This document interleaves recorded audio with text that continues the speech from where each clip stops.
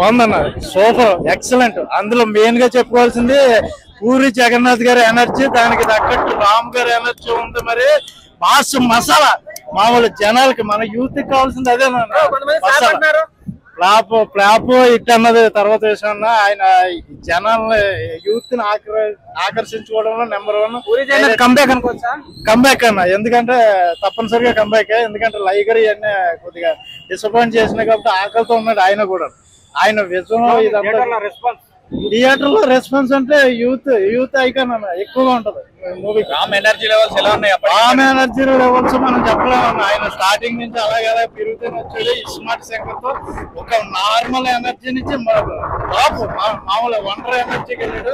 కాదు, డైరెక్టర్లకి ప్రొడ్యూసర్లకి చాలా పిచ్చి అనమాట పూరి జగన్నాథ్ గారి డైరెక్షన్. అంటే 3 నెలల్లో అలా తీసి అలా ఎగ్జామ్ రాసినట్టు పాడేస్తారు అనమాట సినిమాని. లైగర్ తో పూరి పని అయిపోయింది అన్నారు. మరి కంబ్యాక్ సినిమా, అదే కంబ్యాక్ సినిమా అంటున్నారు కదండి. 2 అడుగులు వెనక్కి కేసింది.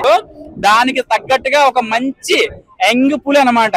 మచ్చలతో ఉండే మన రామ్ పోతునేని ఒక నెక్స్ట్ లెవెల్ డాన్స్. అసలు దానికి తగ్గట్టుగా మాస్ యాక్టింగ్ నచ్చింది. ఆ మాస్ కానీ అది ఎంత యాటిట్యూడ్, ఎందుకంటే దానికి తగ్గ హీరో రామ్ పోతునేనండి పూరి జగన్నాథ్ గారికి. ఎందుకంటే ఆయనకి తెక్కు వచ్చిందంటే దానికి ఏదోటి పెట్టేస్తాడు, ఏదో మాటలతోటి చంపేస్తాడు చెప్పాలంటే. అది చాలా కొనసాగుతూనే ఉంది. ఇందులో అయితే డబుల్ ఇస్మార్ట్ కదా, నైట్లే డబుల్ ఇస్మార్ట్ కదా. ఇస్మార్ట్ శంకర్ మర్చిపోతారా? ఇస్మార్ట్ శంకర్ మర్చిపోతాం అన్నది అవదన్న. ఎందుకంటే ఫస్ట్ ఏ డైరెక్టర్ అయినా సరే ఫస్ట్ అక్కడ ఎఫెక్ట్ అంతా ఉంటది. దీంట్లో కన్నా సగం అన్న వచ్చినా చాలా సినిమాలు ఉన్నాయి. మిస్టర్ బచ్చన్ కాంపిటీషన్ ఇస్తుంది అంటారా?